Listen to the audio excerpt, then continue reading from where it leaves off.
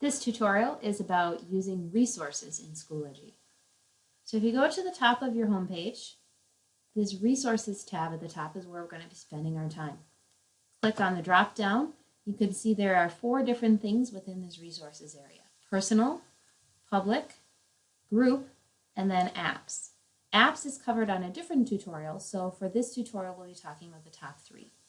I'm going to start with your personal resources. So there's a few different ways you could think about your personal resources. This could be the way that you start building your class.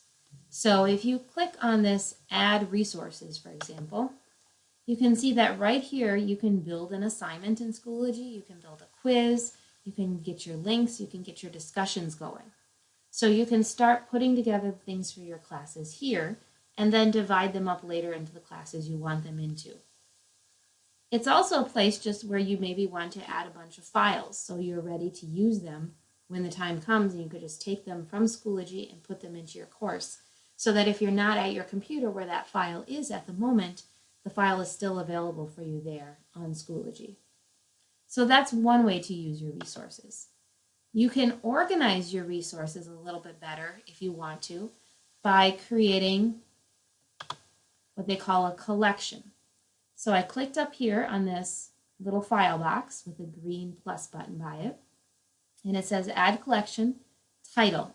I'm going to call this Unit 2 because I know I'm going to be uploading some resources for myself that go into Unit 2 of one of the classes I'm going to do. So I create my Unit 2 folder or file box, and it adds it down here. So now if I click on Unit 2, I can add resources directly into that file box. I could also share this unit with somebody else on Schoology. So if we were using similar resources across a department, let's say all the people in our department use the same lab report format or same style format for writing essays, you could share that resource with other people in your department. And there are other options as well. You could, from here, rename your collection if you wanted to, or delete the collection completely. Another way to think about organizing your collections is maybe you want to have, let me delete this collection here. You can see there's a drop down here to delete it as well. And I'm going to delete the Unit 1 collection that I made earlier.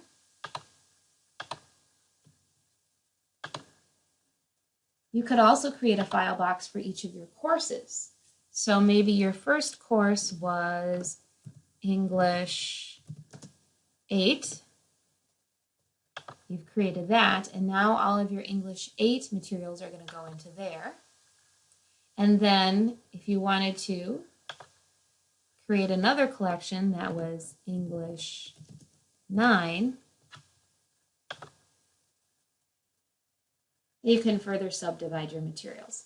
So it's really up to you how you'd like to organize your resources. Again, this makes them available on Schoology all the time. It doesn't matter what computer you're at or if you have your flash drive with you or anything like that.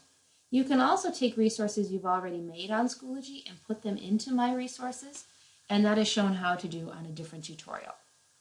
Now we're going to move on to the public resources. Over here on the left side, you can see there's an option to get at the public resources. But remember, up here at the top, there was a tab to get at the public resources as well. So there's kind of 2 different ways to do that. So I'm clicking on public resources. These are resources that people on Schoology have shared with everybody else on Schoology. You can see there's integrating quotes, practice grammar, grammar lessons, Schoology code of conduct. Let's say, though, that I want a lesson on fractions. And I don't care what subjects it is in, but you could divide by fractions if you want, or divide by subjects if you want to. If you care about what kind of resource it is it a lesson plan, is it an activity, is it an assessment, you could sort it down through there. If the grade level is important to you, you could sort it there. The file format, and also the rating. So just by searching fractions without sorting out anything else, I came up with one resource. It looks like it's a website that I could click on, and if I wanted to,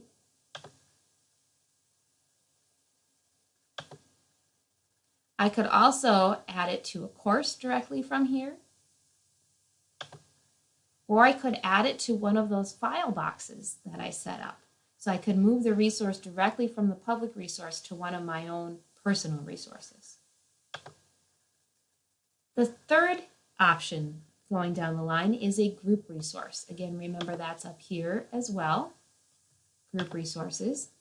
If you belong to any groups, you can share resources within that group as well. So this sample teacher does not belong to any groups, but I can envision if you were in a group with your department or with an extracurricular project, you might want to share resources within that group.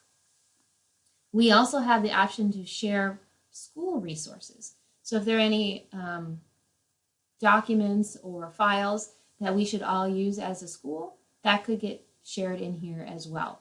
Maybe it's something for a training or a staff meeting or something like that. So they could show up in those group resources. So once again, if you go back to the home screen, all of the group options are under the group tab, or all of the resource options are under the resource tab. You have personal resources, which are the ones just for you to put into your courses. You have your public resources, which are shared with everybody on Schoology. And you have your group resources, which might be shared with an extracurricular group or a departmental group.